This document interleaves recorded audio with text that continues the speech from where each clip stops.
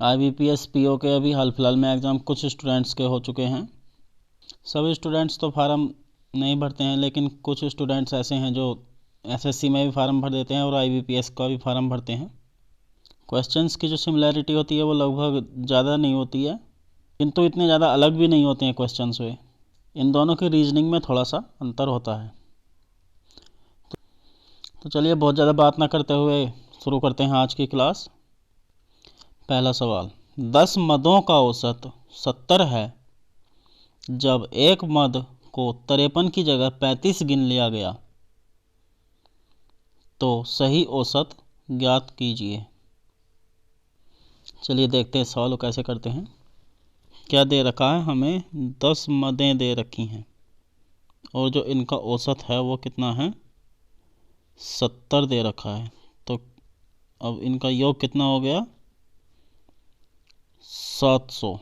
700 क्या हो गया, इन सभी 10 मदों का योग हो गया। अब क्या दे रखा है, इस जब एक मद को, कोई मद थी जो 53 थी, कितनी थी, 53, इसको कितना गिन लिया गया, 35 ले लिया,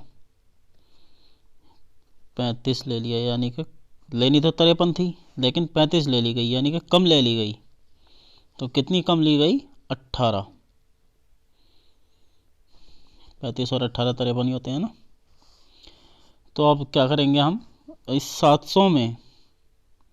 700 में हम इस 18 को जोड़ देंगे तो कितना हो गया, यह 718 हो गया। और इस 718 को अगर हम 10 से भाग कर देंगे तो हमारा औसत पहले की तरह बिल्कुल सही हो जाएगा। तो कितना हो गया, 71.8, जो कि यही हमारा आंसर है, जो कि ऑप्शन नंबर 2 है। चलिए देख लेते हैं नेक्स्ट क्वेश्चन। 11 पूर्णांकों का औसत 68 है। 11 पूर्णांक दिए हुए हैं, इनका जो औसत है वो 68 है जब एक मद को 45 की जगह 34 लिख दिया गया तो सही औसत ज्ञात करो। तो कितने थे पूर्णांक, वो 11 थे, कोई भी संख्या हो सकती हैं, नाम दे दिया गया एक पूर्णांक बस, और कुछ नहीं है। तो इनका जो औसत है वो कितना है, 68। 68 औसत है। तो आगे क्या दिया है, जो संख्याएं थी वो 45 की जगह 34 लिख दी गई। लिखनी कितनी थी, 45 लिखनी थी, किंतु 34 लिख दी गई। तो कितना अंतर आया इनका, 11। इसको हम दो तरह से कर सकते हैं, देखिए, एक तो 68 प्लस 11/11, यानी कि 68 और 1, 68 प्लस 1, यानी कि एक तरीका तो यह सीधा सीधा हो गया, 69 हमारा सही औसत आ गया, जो कि ऑप्शन नंबर 2 है। अब चलिए देख लेते हैं दूसरा तरीका कैसे करते हैं इसको। हमें इस तरह से भी करना आना चाहिए, क्योंकि कई बार अगर हम पहला मेथड भूल जाते हैं तो हम सेकंड मेथड से कर सकते हैं। तो 11 गुणा 68 बराबर कितना हो गया, 11 × 88, 11 × 66 और 8 74, 748 हो गया।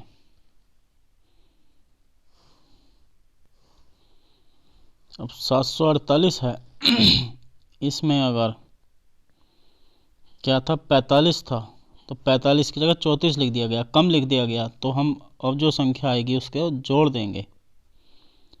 तो 45 की जगह कितना लिखा गया, 34 लिख दिया गया। तो 748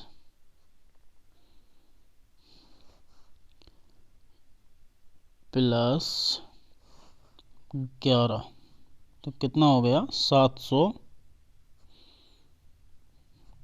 59 हो गया। अब इस 759 को अगर हम 11 से भाग कर देंगे तो 11 छंग 66, बचा कितना 9 हो गया। कितना हो गया 99, और 11 नम 99। इस तरह से भी हमारा आंसर 69 ही आ रहा है। दूसरा मेथड भी बहुत अच्छा है। चलिए देख लेते हैं नेक्स्ट क्वेश्चन। यह बहुत अच्छा क्वेश्चन था। कोई कंपनी प्रति माह है ये, जो वस्तुएं बनाती है उनका औसत पहले 3 माह का जो औसत है वो 7000 है, और अगले माह में औसतन कितनी वस्तुएं बनाए कि उसका औसत पूरे वर्ष के लिए 5875 हो जाए। कितना शानदार सवाल है। चलिए देखते हैं इसे कैसे करते हैं। जब पहले 3 माह के लिए बनाती है वो वस्तुएं 7000, तो यह कितना हो गया 21,000।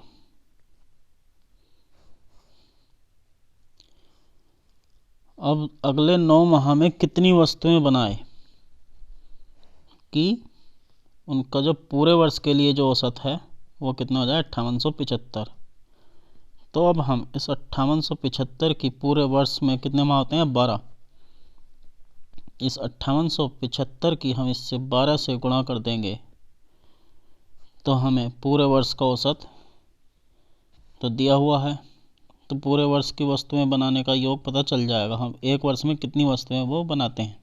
तो चलिए गुणा कर लेते हैं इनकी। 12 पंजे 60, 12 सत्ते 84 और 6 90,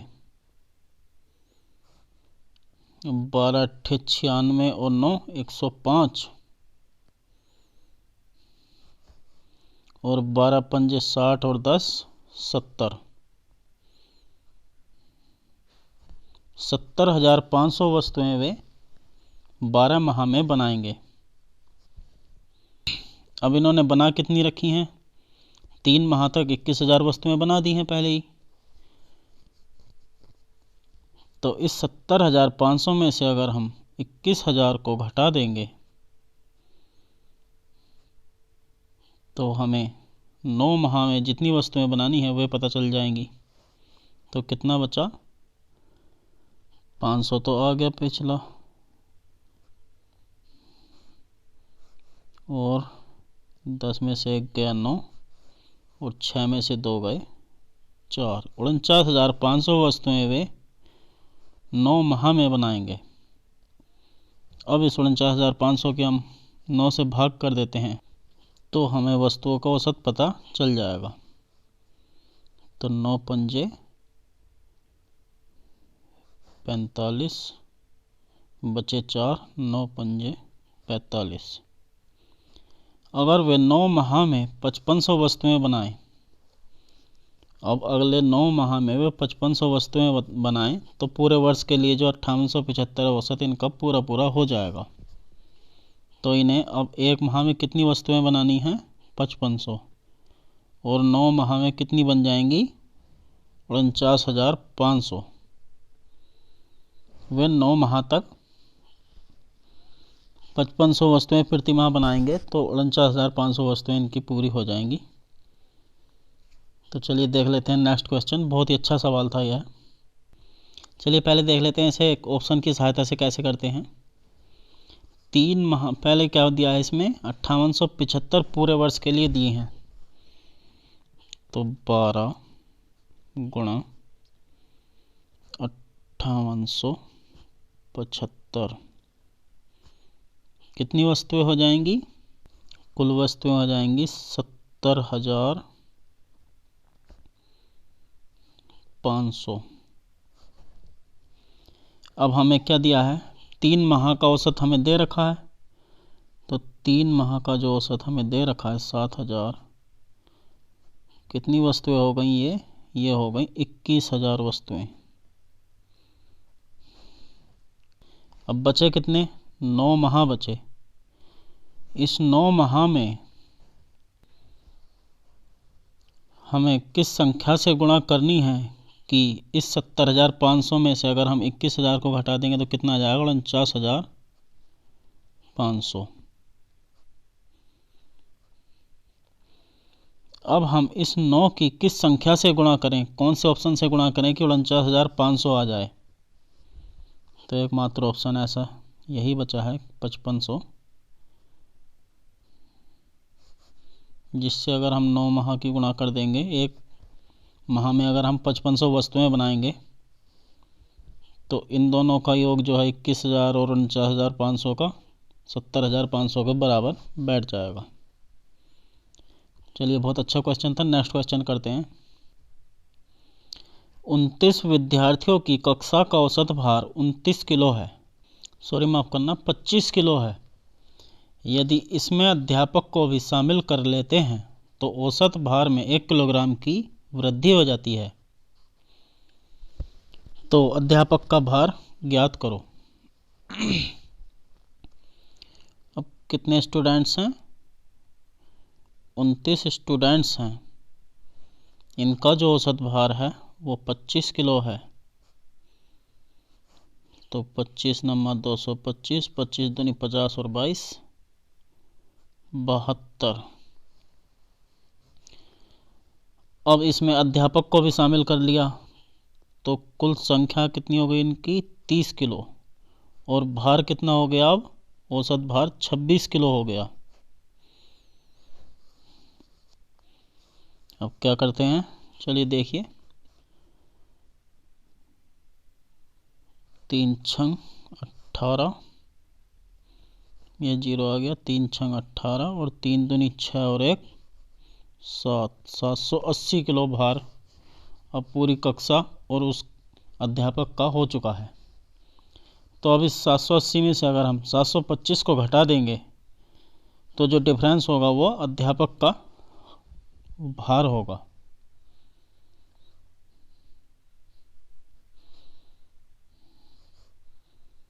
तो कितना आ गया? 55 kg। जो अध्यापक शामिल किया गया था वो कितने किलो का था? 55 किलो का, जो कि ऑप्शन नंबर 2 है। बहुत अच्छा सवाल था। चलिए देख लेते हैं नेक्स्ट क्वेश्चन। अंग्रेजी में 32 विद्यार्थियों द्वारा प्राप्त अंकों का औसत 50 था। 7 विद्यार्थी स्कूल छोड़कर चले गए, तब शेष विद्यार्थियों द्वारा प्राप्त अंकों का औसत 6 अंक बढ़ गया। स्कूल छोड़कर जाने वाले विद्यार्थियों द्वारा प्राप्त अंकों का औसत कितना है? बहुत ही अच्छा सवाल है। चलिए देखते हैं इसे कैसे करते हैं। कितने विद्यार्थी थे? 32। 32 स्टूडेंट्स थे, जो इनका औसत कितना था? 50। तो कितना हो गया यह? 5 दूनी 10 और 5 तिया 15 और 1 1600 इनका योग हो चुका है। अब कितने स्टूडेंट चले गए? 7 स्टूडेंट्स चले गए। तो कितने रह गए? अब 25 स्टूडेंट रह गए। और औसत अंक अब कितना हो गया? 6 अंक पहले से बढ़ चुका है। तो 25 छक्का 150 और 25 पंजे 125 और 15 140।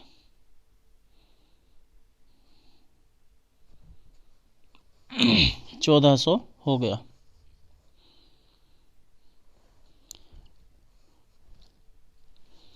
तो इन दोनों का डिफरेंस कितना हुआ? 1600 और 1400 का डिफरेंस हो गया 200। 200 क्या है? ये 200 वो डिफरेंस है जो 7 स्टूडेंट छोड़कर गए हैं, उन स्टूडेंट्स का अंकों का योग है। अब इस 200 को अगर हम जितने स्टूडेंट्स छोड़कर गए थे इससे भाग कर देंगे तो उनके अंकों का औसत हमें पता चल जाएगा।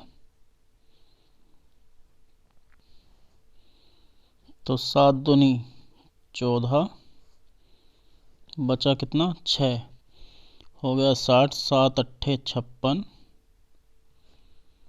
पॉइंट लगाया, 7 पंजे 35, बचा 5, 7 सत्ते 49। इतना ही दे रखा है ऑप्शंस में भी, इससे अधिक हम कर तो सकते हैं लेकिन हमें अधिक करने की आवश्यकता ही नहीं है क्योंकि इससे अधिक ऑप्शंस में है ही नहीं। तो इतना ही सोल्व करके हमें रुक जाना चाहिए। कभी भी एग्ज़ाम में इससे आगे सोल्व करने की कोशिश नहीं करनी चाहिए, अपना टाइम वेस्ट करना है उसमें। तो कितना आ गया 28.57। यह क्या आ गया, 7 विद्यार्थी जो उनसे स्कूल छोड़कर गए थे उनके द्वारा प्राप्त अंकों का औसत आ चुका है। कितना 28.57। बहुत ही अच्छा सवाल था। चलिए देख लेते हैं नेक्स्ट क्वेश्चन।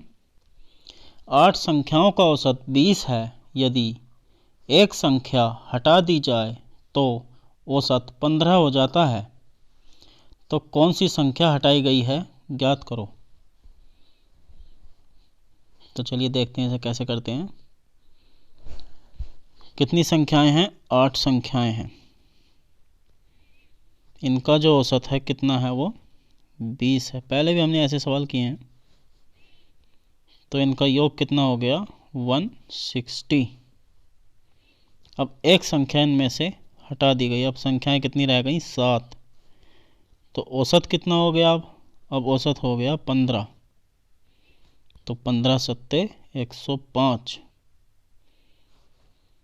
तो अब कौन सी संख्या हटाई गई थी, जो इन दोनों का डिफरेंस होगी। तो इन दोनों का डिफरेंस कितना है, 55। 55 वो संख्या है जो संख्या हटाई गई थी। यही हमारा आंसर भी है। बहुत ही अच्छा सवाल था यह भी। चलिए देख लेते हैं नेक्स्ट क्वेश्चन। 20 संख्याओं का औसत 45 आता है। बाद में पता चलता है कि औसत निकालते समय एक संख्या 95 की बजाय गलती से 59 पर ली गई। तो सही औसत क्या है। तो संख्याएं कितनी हैं, 20। इन 20 संख्याओं का जो औसत है वो कितना है, 45। तो इनका जो योग हो गया वो कितना हुआ, वो योग हुआ 900। अब क्या दे रखा है, 95 की बजाय 59 पर ली गई। 95 थी और पर कितनी ली गई, 59 पर ली गई। तो इनका जो डिफरेंस आया वो कितना आया, 36 आया।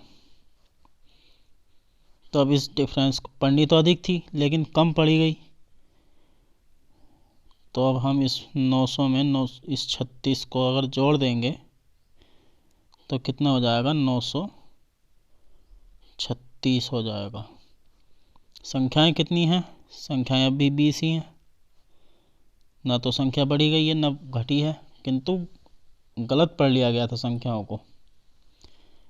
तो अब 936 को हम अगर आधा कर देंगे तो कितना बचा, 468 बच जाएगा और 1 पॉइंट लग जाएगा बीच में, जो कि ऑप्शन नंबर 2 हमारा आंसर सही हो जाएगा। चलिए दोस्तों, आज की क्लास को यहीं पर समाप्त करते हैं। Thank you.